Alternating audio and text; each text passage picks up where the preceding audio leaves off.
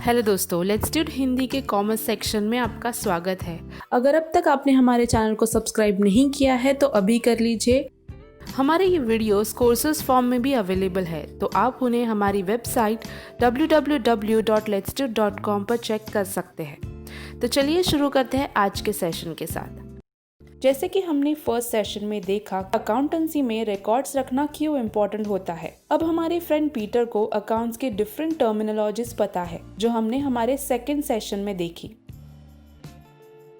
ये पीटर के बिजनेस का थर्ड मंथ है और पीटर का ग्रोसरी बिजनेस बहुत अच्छा परफॉर्म कर रहा है।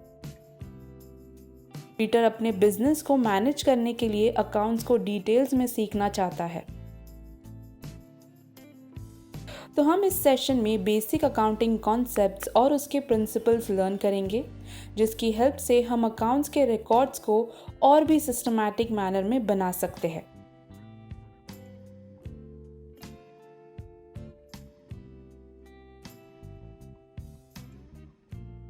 बहुत सी पार्टीज होती है जो आपके बिजनेस और कंपनी के बारे में जानना चाहती है, जैसे कि investors, creditors, share holders, individuals जो इन्वेस्ट करना चाहते हैं, बैंक जो लोन प्रोवाइड करती है, गवर्नमेंट एजेंसीज जो टैक्स कलेक्ट करते हैं, एक्सेट्रा।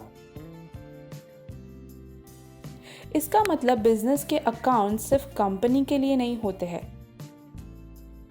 बहुत से शेयर होल्डर्स और आउटसाइड पार्टीज होती है जो कि आपके अकाउंटिंग रिकॉर्ड को समझना और पढ़ना चाहती है।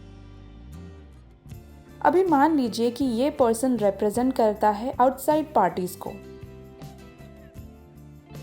हर कंपनी या बिजनेस डिफरेंटली रिकॉर्ड रखती है, मींस डिफरेंट स्टाइल में, डिफरेंट मैनर में।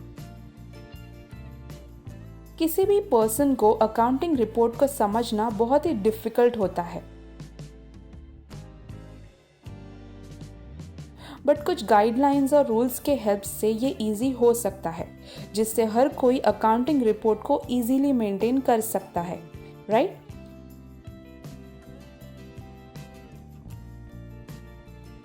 इस रिकॉर्ड्स को यूनिफॉर्मिटी में रिकॉर्ड करने के लिए सर्टेन रूल्स एंड गाइडलाइंस है, जिसे हम कहते हैं जनरली एक्सेप्टेड अकाउंटिंग प्रिंसिपल्स, और गैप, जो कि यूनिवर्सली एक्सेप्टेड है। चलिए अब हम लर्न करते हैं कुछ बेसिक अकाउंटिंग प्रिंसिपल्स। सबसे पहले हम देखेंगे कि पीटर के बिजनेस में लास्ट थर्ड मंथ में क्या हुआ है। ये मंथ पीटर ने कुछ रिकॉर्ड मेंटेन किए हैं, बट हमें ऐसा लगता है कि इस रिकॉर्ड में कुछ मिस्टेक्स है। चलिए देखते हैं पीटर की बनाई हुई रिपोर्ट को। पीटर ने रिकॉर्ड किया है rent, salaries, electricity bill, residence maintenance bill.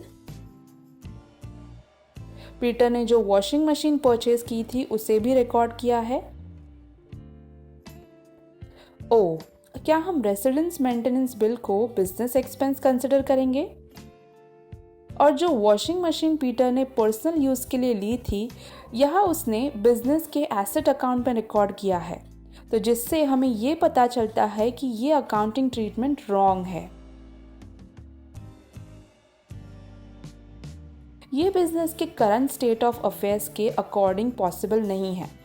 अगर पीटर ने पर्सनल यूज़ के लिए कोई एसेट परचेज की है, तो वो एसेट बिजनेस एक्टिविटी का पार्ट नहीं है, या फिर उसे इस अमाउंट को उसके पर्सनल अकाउंट से पे करना चाहिए, या फिर हम इस अमाउंट को शो कर सकते हैं बिजनेस में एज अ पर्सनल एक्सपेंसेस, और इस अकाउंट को हम सेपरेटली मेंटेन कर सकते हैं।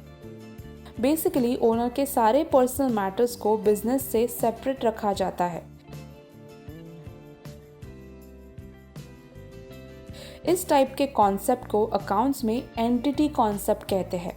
बिजनेस उसके ओनर की सेपरेट एंटिटी होती है। Entity means having a distinct identity. Now मान लीजिए कि पीटर के दो और बिजनेस है, Peter's car repairs and XYZ book store. Peter ने इन सब अकाउंट्स को सेपरेटली मेंटेन किया है। Separate book of accounts for Peter car repairs, separate books of account for XYZ book stores, separate books of accounts for grocery store. तो इससे हमें ये पता चलता है कि बिजनेस ओनर के लिए एक सेपरेट एंटिटी होती है।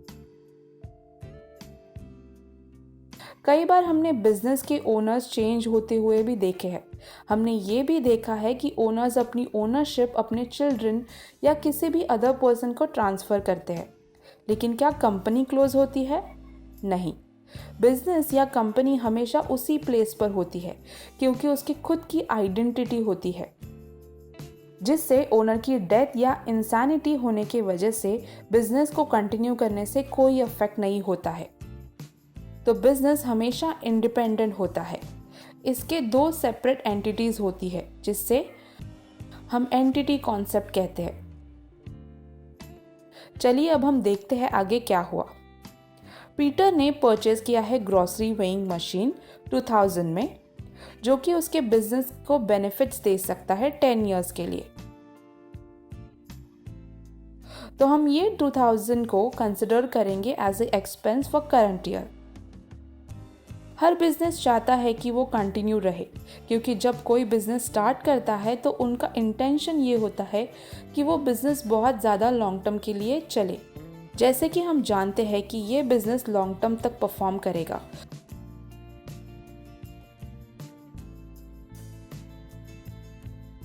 तो यहाँ हम अज्यूम कर सकते हैं कि अगर मशीनरी बिजनेस में 10 इयर्स के लिए यूज़ होगी, तो ये ज़रूरी नहीं कि हम टोटल अमाउंट को करंट ईयर का एक्सपेंस कंसिडर करें।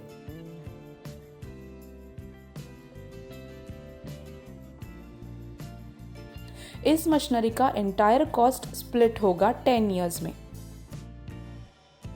ये 2000 हम इस ईयर में कंसिडर नहीं करेंगे। जो ईयर में ये एसेट परचेस हुआ है, सिर्फ 1/10 पार्ट मीन्स 200 अमाउंट आएगा, वो हम कंसिडर करेंगे करंट ईयर का expense.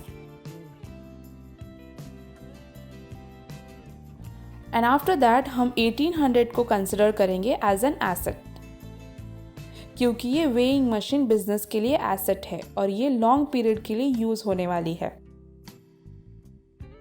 Now every year machinery की वैल्यू रिड्यूस होगी 110 से और फिर वो शो करेगी अंडर एक्सपेंसेस। या हम बिलीव करेंगे और अज्यूम करेंगे कि हमारा बिजनेस लॉन्ग टर्म और कंटिन्यूअस है, एंड यही रीज़न है कि हमारे ये एक्सपेंस को हमने फ्यूचर एक्सपेंस में कंसिडर किया है। तो जैसे कि हम सब अज्यूम करते हैं कि बिजनेस कंटिन्यूस प्रोसेस में चलता रहता है, इसे कहते हैं गोइंग कंसर्न कॉन्सेप्ट। कंसर्न का मतलब यहाँ है बिजनेस। चलिए देखते हैं एक और एग्जाम्पल। पीटर ने ह्यूज अमाउंट स्पेंड किया है एडवर्टाइजमेंट पर, जिसका अमाउंट है 6000, जो बिजनेस को 6 इयर्स के लिए बेनिफिट दे सकता है। तो हम इसके टोटल अमाउंट में से 1/6 अमाउंट यानी 1000 को हम करंट ईयर का एक्सपेंस में कंसिडर करेंगे और रिमेनिंग अमाउंट जो है 5000 उसे हम कंसिडर करेंगे एज एन एसेट, जो रिड्यूस होगा 1/6 ऑफ एवरी ईयर।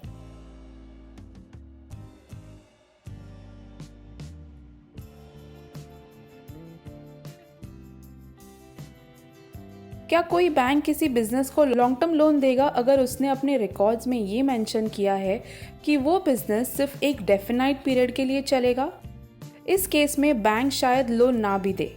अगर बिजनेस गोइंग कंसर्न है और उसने फ्यूचर में पेमेंट्स भी प्रोवाइड किए हैं और अगर उस बिजनेस का मार्केट में अच्छा रेपुटेशन है, सिर्फ तभी bank long term loan provide कर सकती है। आई होप कि आपको ये समझ में आ गया होगा। गोइंग कंसर्न कॉन्सेप्ट हमेशा अज्यूम करता है कि बिजनेस कंटिन्यूअस और लॉन्ग टर्म रहेगा। तो ये हमारे जून मंथ का एंड है और हमने इस मंथ में बहुत सारी न्यू चीज़ें सीखी और हमने ये भी सीखा कि एंटिटी कॉन्सेप्ट और गोइंग कंसर्न कॉन्सेप्ट क्या होते हैं।